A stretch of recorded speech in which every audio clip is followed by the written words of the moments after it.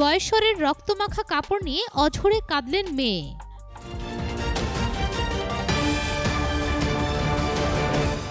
ঢাকা ৩ আসনে বিএনপির স্থায়ী কমিটির সদস্য গয়েশ্বর চন্দ্র রায়ের ওপর হামলার পর তার রক্তমাখা পাঞ্জাবি ও চাদর নিয়ে সংবাদ সম্মেলন করেছেন তার মেয়ে অর্পণা রায় দাস।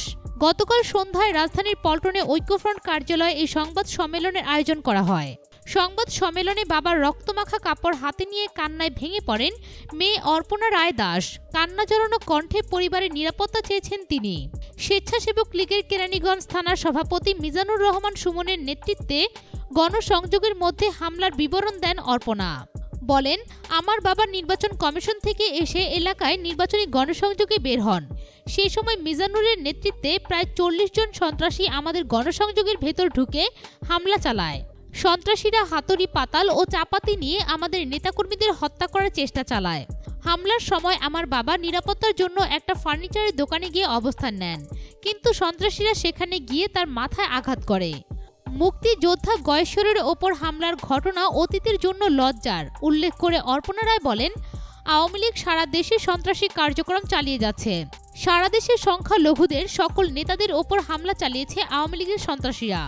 আমার বাবাকে হত্যার উদ্দেশ্যেই এই হামলা চালানো হয়েছিল। এটা একটা পরিকল্পিত ঘটনা। নির্বাচনের নৌকার ভরাডুবি নিশ্চিত, তাই হত্যার জন্য এই হামলা চালানো হয়, এমন মন্তব্য করেন তিনি।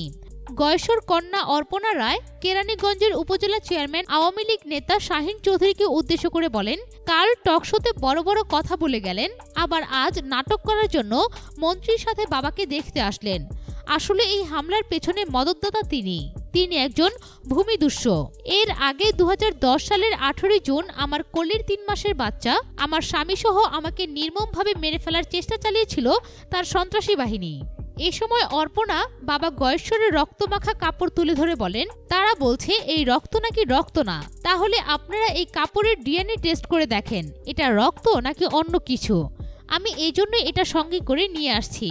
কান্নাজড়িত কণ্ঠে অর্পণা বলেন, তারা বারবার আমাদের পরিবারের উপর হামলা চালাচ্ছে। আপনাদের কাছে আমার অনুরোধ, আমার পরিবার এবং আমার বাবাকে নিরাপত্তা দিন। সংবাদ সম্মেলনে গণফোরামের সাধারণ সম্পাদক মোস্তফা মহসিন মন্টু, কার্যকরী সভাপতি অ্যাডভোকেট সুব্রত চৌধুরী, বিএনপির যুগ্ম মহাসচিব সৈয়দ মোয়াজ্জেম হোসেন আলাল প্রমুখ উপস্থিত ছিলেন। নির্বাচনের সব খবর সবার আগে পেতে ফ্রিকি নিউজের সাথেই থাকুন। ধন্যবাদ।